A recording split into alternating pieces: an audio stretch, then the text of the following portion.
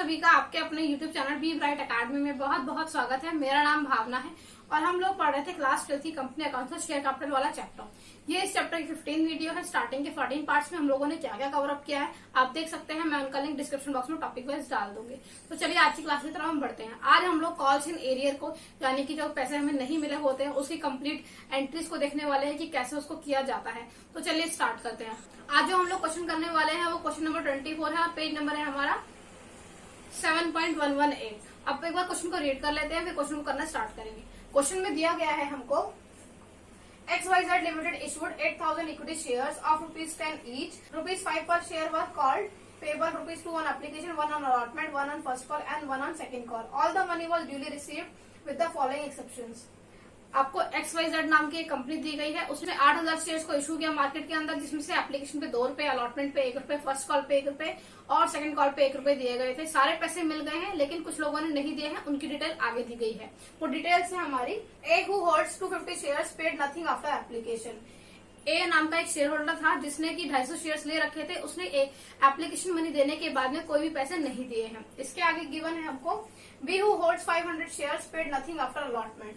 एक B share holder था जिसको 500 शेयर अलॉट किए गए थे। उसने अलॉटमेंट मनी के बाद कोई भी पैसे नहीं दिए हैं। इसके बाद है हमारा see who holds 1,250 shares paid nothing after first call. एक शेयर होल्डर था सी जिसके पास 250 शेयर्स थे। उसने फर्स्ट कॉल के बाद कोई भी पैसे नहीं दिए हैं। आगे गिवन है हमको prepare journal and balance sheet. आपको जर्नल एंट्री पास करनी है और बैलेंस शीट को बनाना है। अब सबसे पहले हम क्या करेंगे, समरी को लिख लेंगे। उसके बाद हम क्वेश्चन को फटाफट से करना स्टार्ट करते हैं। तो चलिए लिखते हैं हम फटाफट से। ये सॉल्यूशन नंबर है हमारा 24, पेज है 7.118। क्वेश्चन में हमको गिवन था इशू थे 8,000 शेयर्स जिसमें एप्लीकेशन पे ₹2, अलॉटमेंट पे ₹1, first call ₹1, second call ₹1, total हो गए ₹5 और ₹5 ही हमारा कॉल्ड अप किया गया था। अब इसके बाद हमें देखना है कि किस किसने पैसे नहीं दिए, तो हम यहाँ पे लिख देंगे। हम लिखेंगे एप्लीकेशन के बाद में मिस्टर ए ने 250, इसके बाद कुछ भी नहीं दिया है। इसके बाद अलॉटमेंट पे मिस्टर बी था, उसके पास 500 थे और फर्स्ट कॉल के बाद सी जिसके पास 1250 शेयर्स थे। इन लोगों ने इनके पैसे देने के बाद की कॉल से पैसे नहीं दिए हैं, तो हमने यहाँ पे एरो डाल के ऐसे इसको लिख दिया ताकि हमें समझ में आए। अब सबसे पहले हम क्या करेंगे, जर्नल एंट्रीज को पास करना है तो जर्नल एंट्री का परफॉर्मा बना लेते हैं हम। परफॉर्मा हमारा रेडी है, फटाफट से एंट्रीज को करना स्टार्ट करते हैं। सबसे पहले हमारी एंट्री कौन सी होती है, एप्लीकेशन मनी रिसीव होने की। तो हम लिखेंगे bank account debit to equity share application account. Debit करेंगे। कितने शेयर्स थे, 8,000 शेयर्स और हर एक शेयर पे ₹2। तो हम लिखेंगे 8,000 इंटू ₹2। कितना हो गया, 16,000 रुपीज। यहाँ भी सेम आएगा। यहाँ लिखेंगे being equity share application money received. Application money receive होने के बाद हमारी ट्रांसफर वाली एंट्री होती है, वो कर लेते हैं। तो यहाँ पे पहले 1 लिख लेते हैं, ये सेकंड एंट्री होगी हमारी। तो लिखेंगे हम equity share application account to equity share capital account.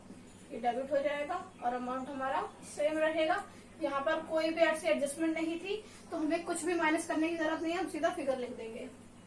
लिखेंगे being equity share application money transfer. आप पूरा लिख लीजिएगा, मैं इतना ही लिख रही हूँ। थर्ड होगी हमारी अलॉटमेंट मनी ड्यू की, वो लिख लेते हैं। तो लिखेंगे equity share allotment account debit to equity share capital account. अब ये फिगर कितना आएगा, देखिए 8,000 के शेयर्स थे और हर एक अलॉटमेंट पे ₹1 मिलने वाले हैं। तो ₹1, तो ये हो गया 8,000 रुपीज। तो ये क्या हो गया हमारा, being equity share allotment money क्या हो गई, ये डी हो गई। अलॉटमेंट मनी ड्यू होने के बाद हमारी कौन सी एंट्री होती है? अलॉटमेंट मनी रिसीव होने की। तो ये एंट्री थोड़ी ध्यान देने वाली है, क्योंकि यहाँ पर ए शेयर होल्डर था, उसने एप्लीकेशन के बाद में कोई भी पैसे नहीं दिए हैं। तो हम क्या करेंगे, लिखेंगे बैंक अकाउंट डेबिट हो जाएगा to equity share allotment account. अब यहाँ पर आप दो तरीके से लिख सकते हैं, मैं दोनों तरीके आपको लिख के दिखा देती हूँ। एक तो मैं यहाँ पे लिख रही हूँ, एक मैं नरेशन के पास में लिख दूंगी। अब पहला तरीका ये है कि 8000 आपको शेयर्स ये थे, माइनस आपको 250 शेयर्स पे आपको पैसे नहीं दिए हैं, और हर एक शेयर के 1 रुपीज, तो ये हो गया 7750। अब दूसरा आप ये कह सकते हैं 8000 रुपीज माइनस 250 इंटू 1। अब ये दोनों सेम ही है, क्योंकि सिर्फ 1 रुपीज से ही मल्टीप्लाई करना है, तो इसमें ज्यादा कोई फर्क पड़ेगा नहीं। अब हम लिख लेते हैं क्या इस चीज की एंट्री थी, being equity share allotment money received.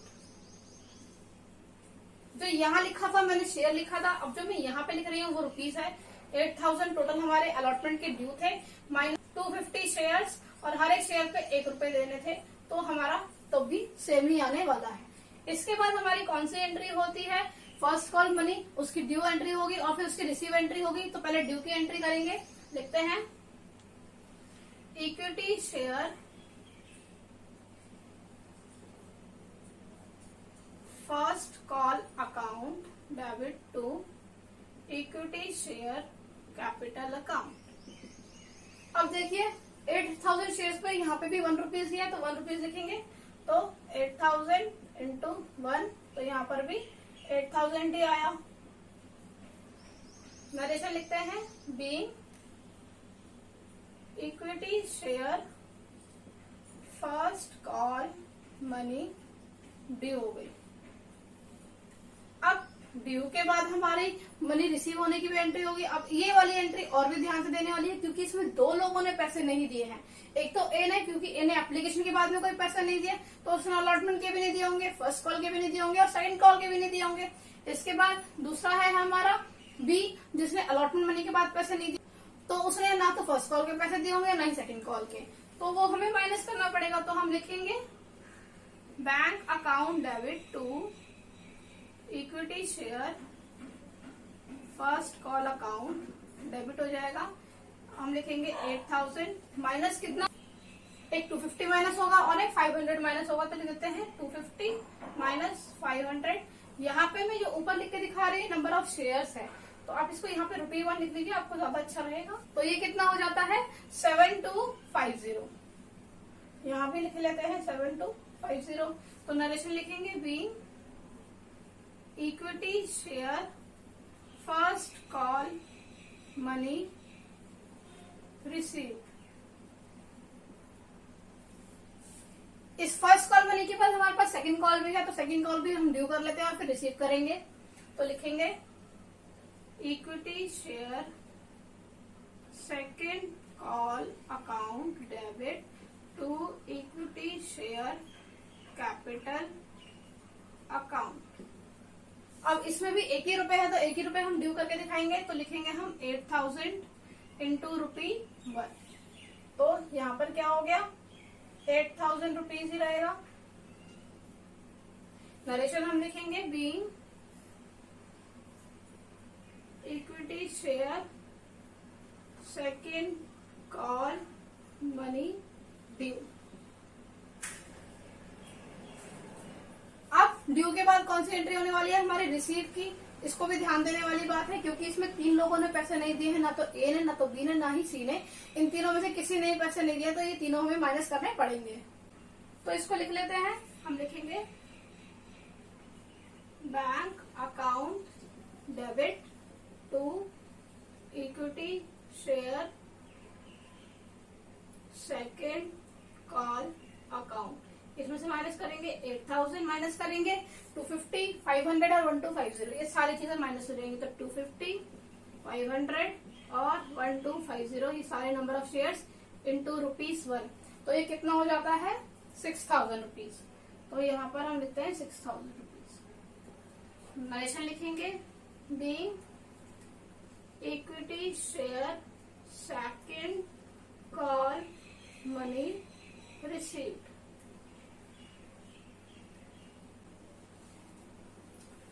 अब जर्नल एंट्रीज तो हमने पास कर ली है, इसके अलावा हमें क्वेश्चन में बोला गया है कि हमें बैलेंस शीट को भी बनाना है। तो चलिए पहले बैलेंस शीट का और नोट्स टू अकाउंट्स का परफॉर्मा बना लेते हैं, फिर उसको भी हम फटाफट से कर लेंगे। बैलेंस शीट में हमको सबसे पहले क्या लिखना होता है, इक्विटी एंड लायबिलिटी लिख लेते हैं।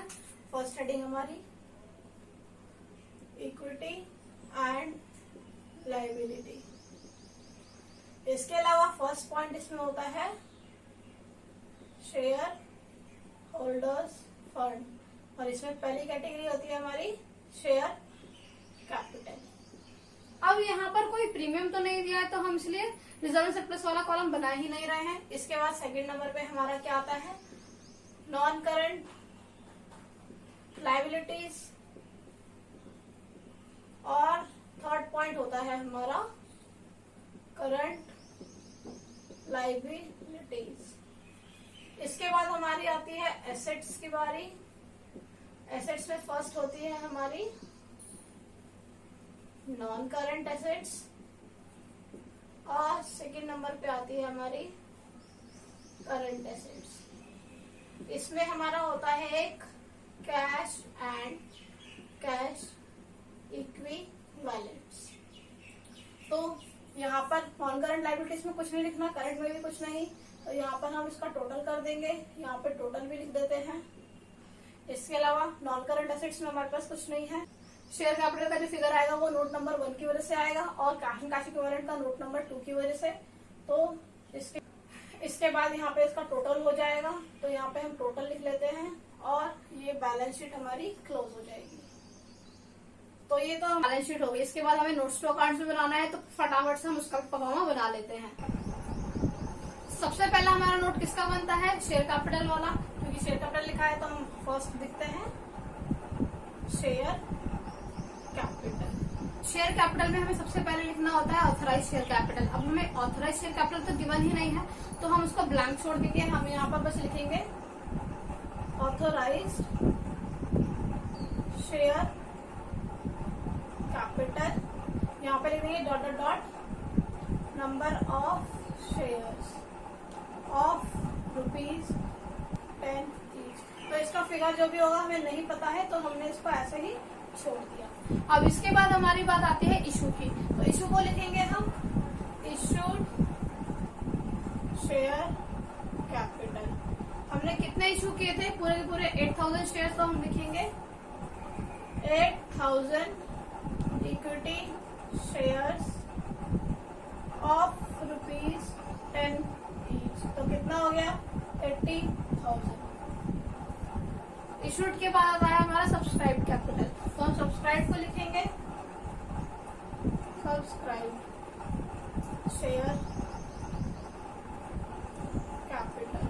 अब जो सब्सक्राइब शेयर कैपिटल होती है, एक होती है पेड और एक होती है अनपेड वाली। इसमें क्योंकि नॉन पेमेंट की गई है, तो हम लिखेंगे शेयर कैपिटल नॉट पेड या नॉट फुल्ली पेड अप वाली। तो हम लिखते हैं subscribe but not fully paid up. अब इसको करने के दो तरीके होते हैं कि आप इसमें एक हेडिंग डाल देते कॉल्स इन एरियर की, और जो पैसे यहाँ पर नहीं दिए थे वो कॉल्स इन एरियर के अकाउंट में दिखा देते। जैसे कि मान लीजिए ये वाली एंट्री लेते हैं, इसमें हम बैंक अकाउंट में 7750 ही लिखते, और कॉल्स इन एरियर डेबिट करके लिख देते 250 रुपीज, जितने हमें नहीं मिले, और इक्विटी शेयर अलॉटमेंट में आ जाता है हमारा 8000 रुपीज पूरा का पूरा, जो कि हमने यहाँ से लिया था। अब मैंने इसको ऐसे नहीं किया है, तो हम इसको सब्सक्राइब पे कैसे लिख सकते हैं, अब डायरेक्टली इसको माइनस करके भी लिख सकते हैं। अब देखिए इसको कैसे लिखना है। हम यहाँ पर लिखेंगे पहले तो 8000 equity shares of ₹10 each, comma ₹5 called. मतलब कि हमारा 10 रुपए का तो शेयर था, लेकिन हमने मंगाए कितने हैं, सिर्फ 5 ही रुपए मंगाए हैं। तो ये कितना हो गया, 8 5 40, तो ये 40,000 रुपीज हुआ। इसमें से हम माइनस कर देंगे जितने पैसे हमें रिसीव नहीं हुए हैं, वो हो गया कॉल्स इन एरियर्स का।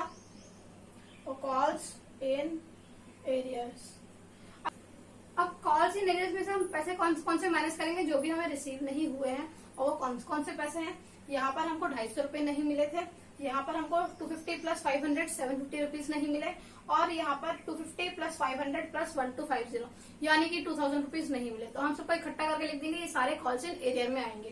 तो यहाँ पर हम लिख देते हैं 250 प्लस 750 प्लस 2000 जो कि हमारा 3000 रुपीज हो गया। अब ये यहाँ पर ब्रैकेट में आएगा तो ये हो गया 37,000। तो ये 37,000 हमारा क्या जाएगा, बैलेंस शीट के अंदर शेयर कैपिटल के अंदर जाएगा। तो हम यहाँ पर लिखेंगे 37,000।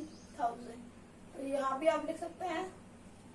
अब इसके बाद कैश एंड कैश इक्विवेलेंट आएगा, तो जितने पैसे रिसीव हुए हैं वही हमारे यहाँ पे भी आएगा। तो सेकेंड नोट हमारा बनेगा कैश एंड कैश इक्विवेलेंट्स।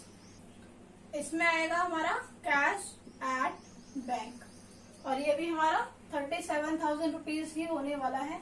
अब ऐड कर लीजिएगा 16,000, 7750, 7250 और 6,000, ये सारा मिलाकर हमारा 37,000 ही होगा। आप लिख लीजिए 16,000 ये वाले। इसके बाद हमको बैंक अकाउंट पूछ रहा है 7750, तो लिख लेते हैं 7750।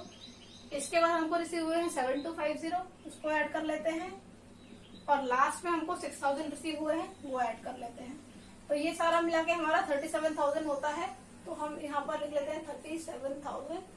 ये हमारी बैलेंस शीट हो गई टैली, नोट्स टू अकाउंट्स हो गया क्लोज। इस क्वेश्चन में बस यही करना था।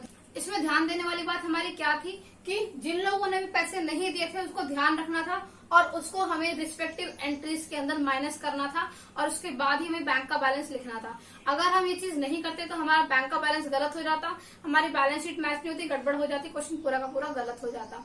आई होप आपको ये क्वेश्चन समझ में आया होगा। थैंक यू सो मच मेरी वीडियो को देखने के लिए।